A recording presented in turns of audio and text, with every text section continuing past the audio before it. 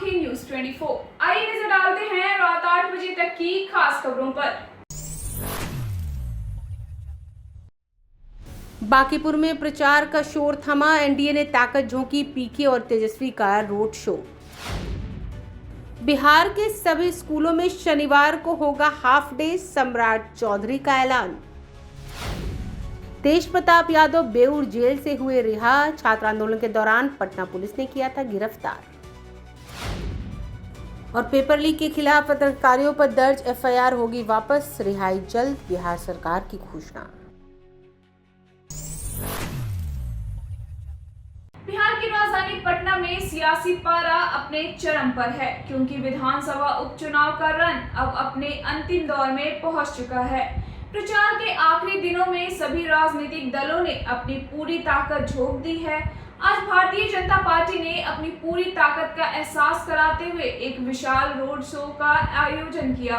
इस road show की कमान खुद पटना के सांसद और वरिष्ठ नेता रविशंकर प्रसाद ने संभाली। उनके साथ पार्टी के कई दिग्गज नेता भी सड़कों पर उतरे और एनडीए के पक्ष में माहौल बनाते नजर आए। 30 जुलाई को होने वाले मतदान से ठीक पहले का यह दौर बेहद दिलचस्प हो गया है, क्योंकि इस वीआईपी सीट पर मुकाबला अब बेहद कांटे का होता दिख रहा है। एक तरफ जहां भारतीय जनता पार्टी इस सीट पर अपनी पारंपरिक पकड़ को बनाए रखने के लिए एड़ी चोटी का जोर लगा रही है और अपने तमाम केंद्रीय व प्रांतीय नेताओं को चुनावी मैदान में उतार चुकी है, वहीं दूसरी ओर विपक्षी खेमा भी पीछे नहीं है। राष्ट्रीय जनता दल की तरफ से रेखा गुप्ता के पक्ष में पार्टी के वरिष्ठ नेताओं ने मोर्चा संभाल रखा है। खुद तेजस्वी यादव और अन्य दिग्गज नेता लगातार जनसंपर्क और रोड शो के जरिए आरजेडी उम्मीदवार की स्थिति मजबूत करने में जुटे हैं। इन दोनों प्रमुख दलों के अलावा इस चुनाव को त्रिकोणीय और रोमांचक बनाने में जन स्वराज पार्टी के संस्थापक प्रशांत किशोर ने भी अपनी पूरी ताकत झोंक दी है। प्रशांत किशोर के चुनावी मैदान में उतरने से मुकाबला चतुष्कोणीय और अनिश्चित हो गया है, जिससे हर दल अपनी जीत का दावा कर रहा है। चुनावी विश्लेषकों का मानना है कि इस बार का चुनाव केवल राजनीतिक दलों की साख का सवाल नहीं है, बल्कि यह हालिया छात्र मुद्दों और स्थानीय विकास के पैमाने पर भी लड़ा जा रहा है। बीजेपी जहां अपने विकास कार्यों और सुशासन के लिए ट्रैक रिकॉर्ड पर वोट मांग रही है, वहीं विपक्षी दल और नए सियासी चेहरे सरकार की नीतियों और व्यवस्था पर सवाल खड़े कर रहे हैं। प्रचार और रैलियों का दौर थमने के बाद अब निगाहें पूरी तरह से 30 जुलाई को पड़ने वाले वोटों पर टिकी है। तमाम दलों के दाव पेच के बीच अब यह देखना बेहद दिलचस्प होगा कि बांकीपुर की महान जनता किस पर अपना भरोसा जताती है। फिलहाल फैसला अब मतदाताओं के हाथ में है और वक्त ही बताएगा कि इस चुनावी महासमर में किसकी विजय होती है। बिहार विधानसभा चुनाव की सुगबुगाहट के बीच प्रचार प्रसार और रैलियों का दौर अपने चरम पर है। राज्य के चप्पे चप्पे पर सियासी दलों के दिग्गजों की हलचल तेज हो चुकी है और इसी बीच राजधानी पटना के ऐतिहासिक लोदीपुर मंदिर के पास एक ऐसा वाकया सामने आया जिसने सबका ध्यान अपनी ओर खींच लिया।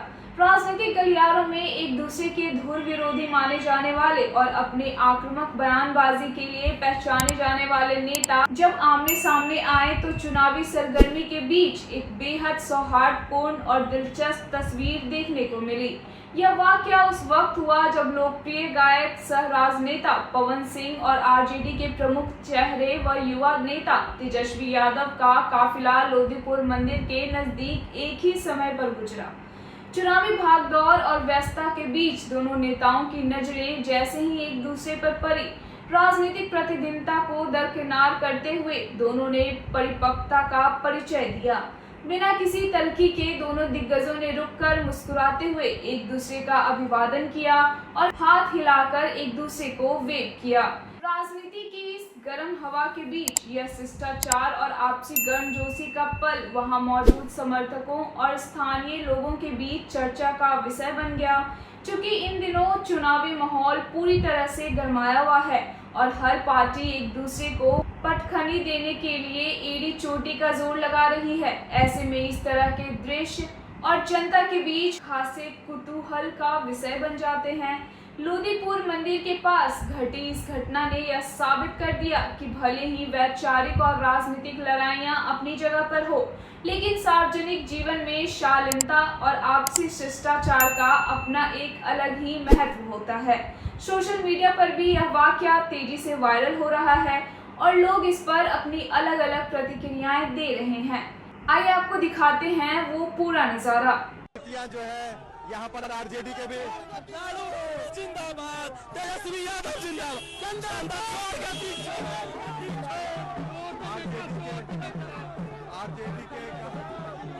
आरजेडी के भी कैंडिडेट रेखा गुप्ता और बीजेपी के भी कैंडिडेट जो भी यहाँ पर जो है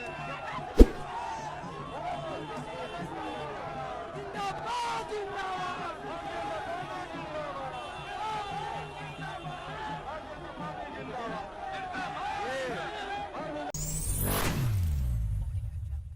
बिहार की सियासत में बांकीपुर विधानसभा उपचुनाव को लेकर सरगर्मी अपने चरम पर पहुंच चुकी है।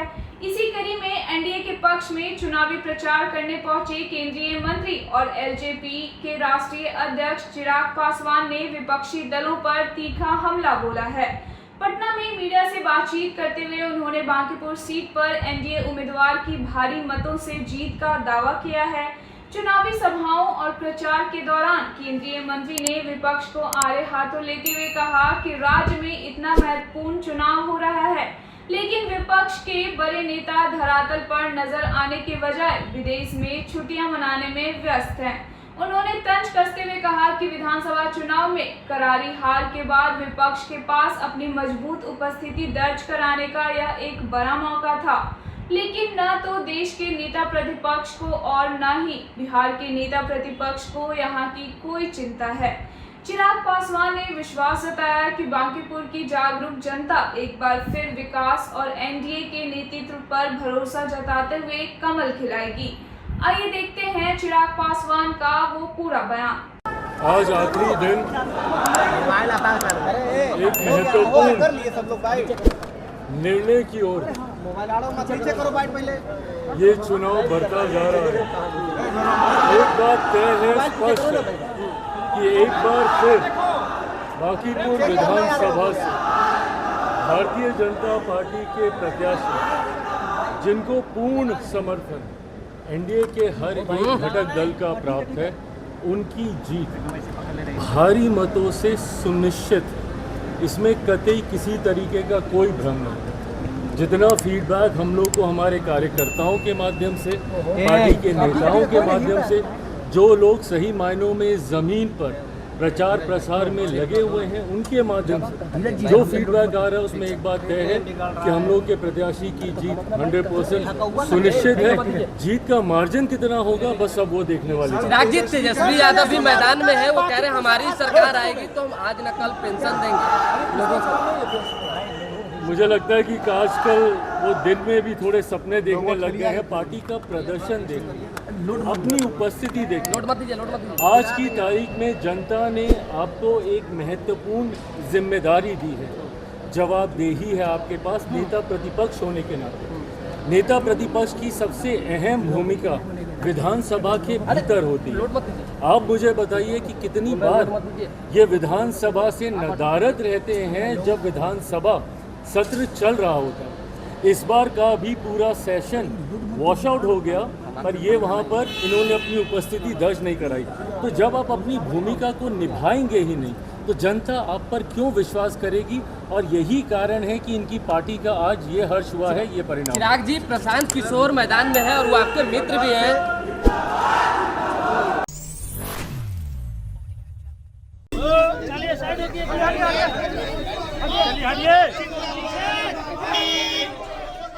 बिहार के पूर्व मंत्री और जनशक्ति जनता दल के राष्ट्रीय अध्यक्ष तेज प्रताप यादव पटना के बेऊर जेल से बाहर आ गए हैं। उन्हें नीट पेपर लीक मामले में हुए छात्र आंदोलन से जुड़े मामले में गिरफ्तार किया गया था।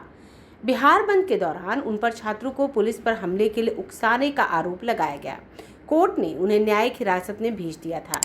राष्ट्रीय जनता दल के सुप्रीमो लालू प्रसाद यादव के बड़े बेटे तेज प्रताप ने अपनी गिरफ्तारी को राजनीतिक साजिश करार दिया था।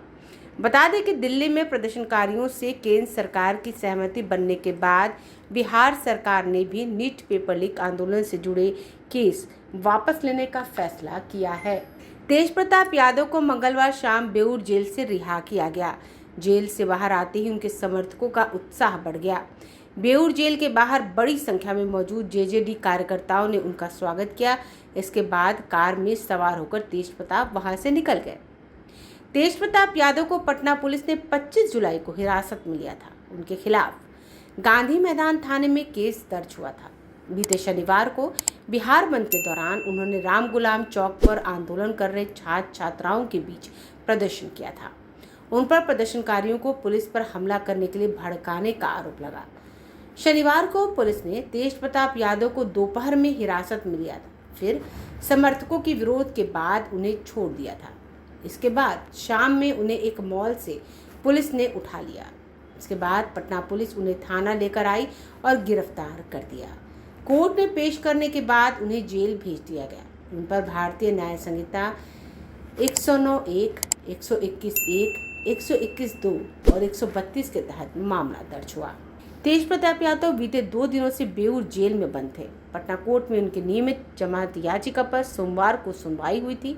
तेज प्रताप के वकील ने दलील दी कि राजनीतिक गतिरोध के चलते पुलिस ने उन्हें गिरफ्तार किया है। वकील ने तेज प्रताप को निर्दोष करार देते हुए उन्हें तुरंत रिहा करने की मांग की।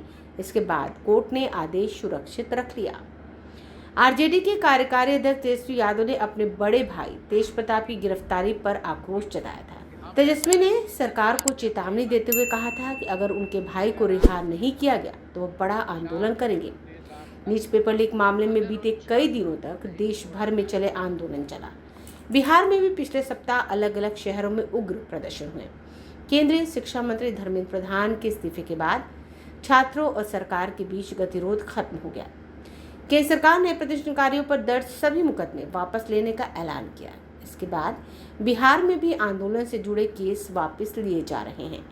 गृह विभाग ने इस संबंध में सभी जिलों को निर्देश दिए हैं। रिपोर्ट्स की माने तो तेज प्रताप की रिहाई भी सरकार द्वारा केस वापस लेने की वजह से हुई है। Bureau report, hockey news 24। Bihar की राजनीति में एक बार फिर छात्र आंदोलन और उस पर हुई सियासत को लेकर बड़ा भूचाल आ गया है। नेता प्रतिपक्ष तेजस्वी यादव ने राज्य सरकार पर बड़ा हमला बोलते हुए एक ऐतिहासिक और चौंकाने वाला ऐलान किया है।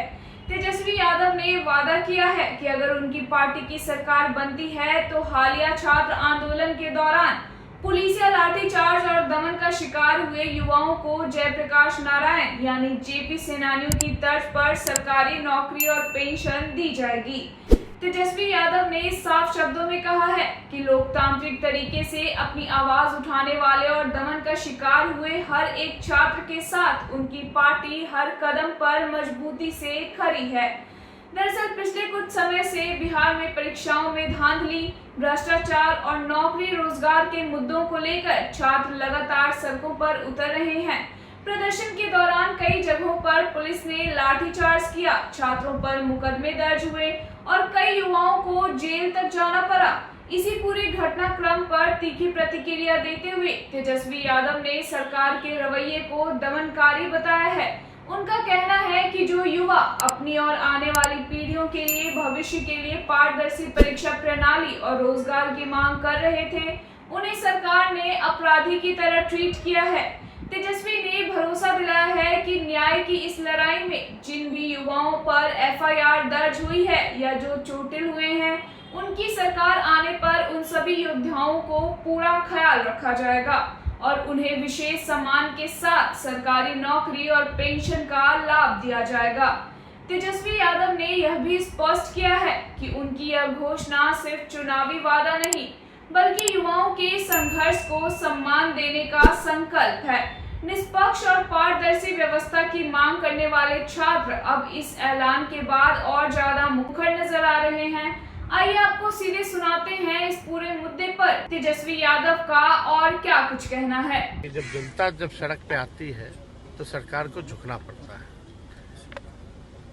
अभी भी हम न्यायिक जांच की मांग करते हैं जो AK-47 की है और